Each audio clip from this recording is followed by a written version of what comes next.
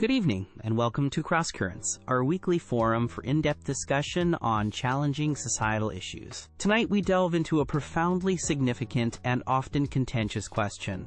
Should companies be allowed to patent life-saving drugs? This issue sits at the complex intersection of medical innovation, economic realities, and fundamental human ethics. To help us navigate this multifaceted topic, we have two distinguished guests with differing perspectives. Dr. Eleanor Vance, a leading pharmaceutical researcher and executive, argues for the necessity of patents in driving medical breakthroughs, and Mr. David Roth, a public health advocate and lawyer, who contends that such patents can be a barrier to essential healthcare. We will begin with opening statements from each speaker, followed by a moderated discussion, and conclude with their closing remarks. We anticipate a robust and respectful exchange of views on this vital matter. Thank you, Dr. Tanaka. It's a privilege to be here to discuss such a critical issue. I want to state clearly from the outset, patents are not a hindrance. They are the very lifeblood of pharmaceutical innovation and progress. The journey of a life-saving drug from a laboratory concept to a patient's bedside is extraordinarily long, incredibly complex, and fraught with financial risk. We're talking about investments often exceeding $1 billion and timelines stretching over a decade, with a high probability of failure at multiple stages. Patents provide a crucial, albeit temporary, period of exclusivity. This exclusivity is not about profiteering. It's about the possibility of recouping those substantial initial investments. Furthermore, these returns are essential for funding the next wave of research and development, for tackling diseases that still await effective treatments. Consider the alternative. If there's no mechanism to protect these investments, what incentive would companies have to undertake such high-risk, long-term projects? The drive to discover truly novel, game-changing medicines would inevitably diminish, leading to a stagnation in medical advancement. We must also remember the rigorous oversight involved. Regulatory bodies like the FDA demand extensive clinical trials to ensure safety and efficacy, processes that are both time-consuming and extremely costly. These are non-negotiable steps that add to the overall investment profile for any new therapeutic agent. I understand the concerns about access and affordability, and they are valid points that the industry takes very seriously. However, to frame patents as the primary obstacle is, I believe, a misdiagnosis of the problem. Instead, patents act as a fundamental driver of the solutions we all seek. By ensuring that the pipeline of innovative medicines continues to flow for generations to come. Thank you, Dr. Tanaka. I appreciate the opportunity to present a different, and I believe more humane perspective on this critical matter. My core argument is straightforward. Access to life-saving medicine is a fundamental human right, not a privilege to be bought and sold, and patents in their current form tragically obstruct this right. When a company is granted a patent on a life-saving drug, it is effectively granted a monopoly. This monopoly power inevitably leads to artificially high prices, prices that place these essential medicines far beyond the reach of countless individuals and overburden healthcare systems globally. The devastating impact is most keenly felt in low and middle-income countries, where entire populations can be denied access to treatments that could save their lives or alleviate immense suffering simply because of patent-protected pricing. Dr. Vance spoke of the investment in R&D, and while that is a factor, we must not overlook the substantial role of public funding in foundational scientific research, the very bedrock upon which many of these patented drugs are built. Is it truly ethical for private entities to claim exclusive, highly profitable rights to discoveries that were, in significant part, financed by taxpayers and public institutions? This raises a profound ethical dilemma. Are we, as a society, comfortable with a system that often appears to prioritize shareholder profit over human lives and public health? I firmly believe we need to explore and implement alternative models for incentivizing and funding pharmaceutical research and development, models that do not depend on restrictive patents that limit access. These could include government grants with open licensing requirements, prize systems for innovation, or direct public investment in drug development for public good. The goal must be innovation and nice access, not one at the expense of the other. Thank you both for those compelling opening statements. Dr. Vance, Mr. Roth has raised the significant point about public funding and foundational research. How does the current patent system acknowledge or account for this crucial early-stage public investment when granting exclusivity for the final product? That's a fair question, Dr. Tanaka, and it's true that basic research, often publicly funded, lays some of the groundwork. However, it's crucial to distinguish between this early, exploratory research and the vastly more expensive, high-risk, and targeted process of drug development and clinical trials that pharmaceutical companies undertake. Discovering a potential compound is one thing. Transforming it into a safe, effective, and manufacturable medicine is an entirely different and far more costly endeavor. This is where the private sector investment, protected by patents, becomes indispensable. Without the prospect of patent protection, companies would be extremely hesitant to pick up these early discoveries and invest the hundreds of millions, sometimes billions, required to navigate the valley of death in drug development. Mr. Roth also mentioned price controls or eliminating patents. While seemingly appealing for access, such measures would inevitably stifle innovation. The result would be a drying up of investment, fewer new drugs being developed, and ultimately, patients suffering from a lack of future treatments for complex diseases like Alzheimer's, rare cancers, or emerging infectious threats. Furthermore, the industry is not insensitive to access issues.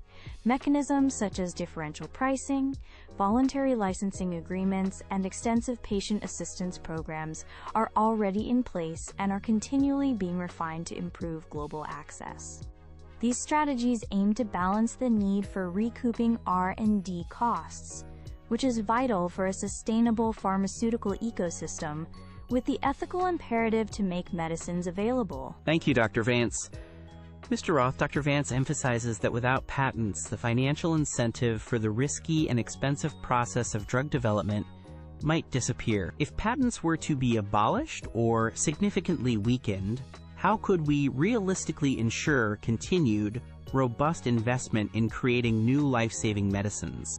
Dr. Tanaka, the narrative that patents are the only driver of innovation is one the pharmaceutical industry has promoted for decades, but it's a narrative that deserves scrutiny. Dr. Vance mentions existing access mechanisms, but with all due respect, these are often woefully insufficient, more akin to public relations exercises than comprehensive solutions.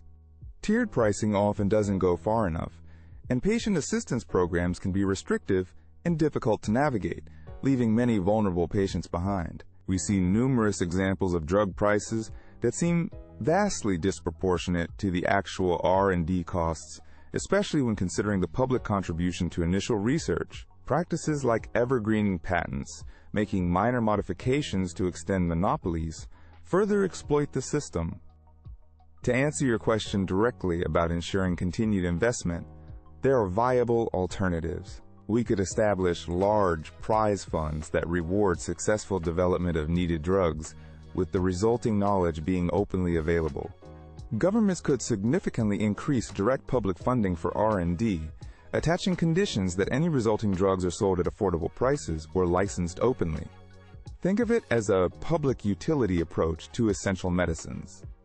Furthermore, compulsory licensing, which allows governments to authorize the production of patented drugs by third parties without the patent holder's consent during health crises or when drugs are excessively priced, is a tool that should be more readily and bravely used.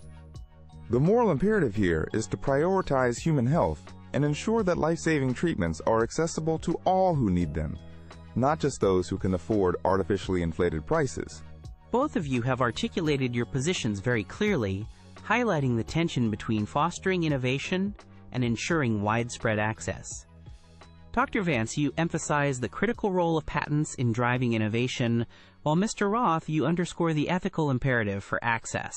My question to both of you is, are these two goals, innovation and access, truly mutually exclusive? What potential compromises, hybrid models, or collaborative efforts involving governments, international organizations, and nonprofits could begin to bridge this divide and address both concerns more effectively? They are not entirely mutually exclusive, Dr. Tanaka, but finding the right balance is exceptionally challenging. Hybrid models could involve more public-private partnerships, where the risks and rewards are shared more equitably, particularly for diseases affecting developing nations. Perhaps stronger commitments to technology transfer and capacity building in lower-income countries, alongside tiered pricing, could be part of a multifaceted solution. However, the core incentive for that initial high-risk investment must be preserved. Weakening patent protection too much risks undermining the entire innovation ecosystem. I agree that they shouldn't be mutually exclusive, but the current system heavily favors commercial interests over public health needs.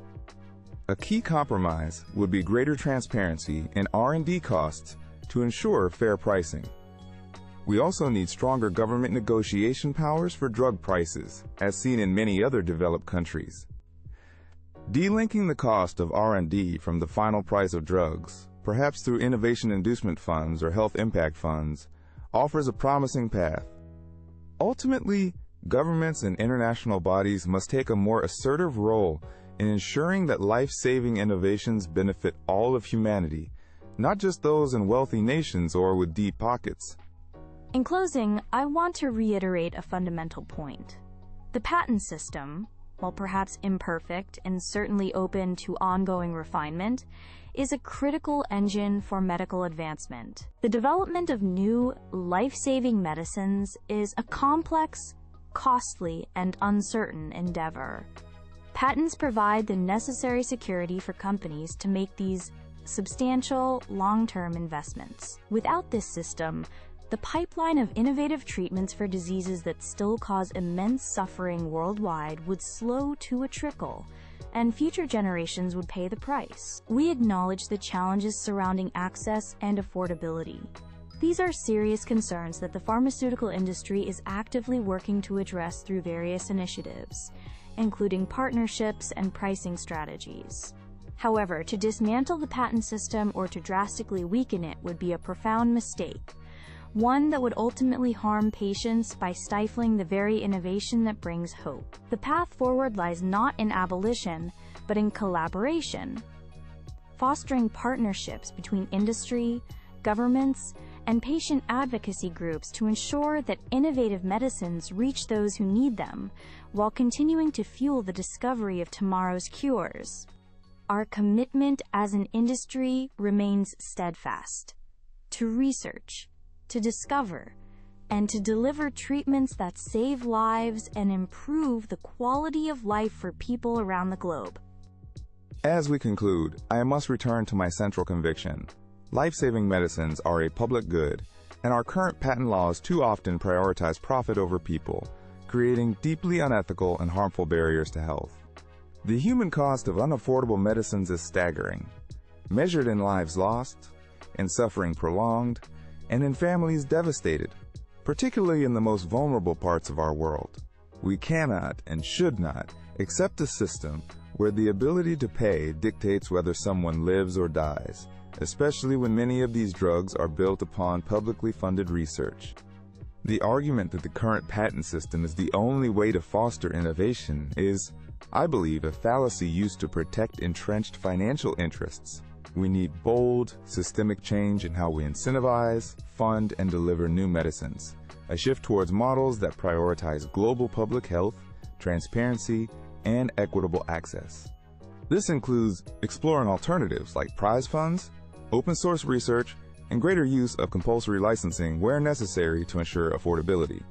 I urge everyone listening to consider the profound moral implications of this issue and to advocate for a world where essential medicines are available to all, irrespective of their economic status. The health of humanity must come first. Dr. Vance, Mr. Roth, thank you both for an exceptionally insightful and thought-provoking discussion this evening. Your distinct perspectives have truly illuminated the complexities of this issue. Dr. Vance has underscored the vital role of patents in driving the costly and risky process of pharmaceutical innovation, arguing that they are essential for future medical breakthroughs.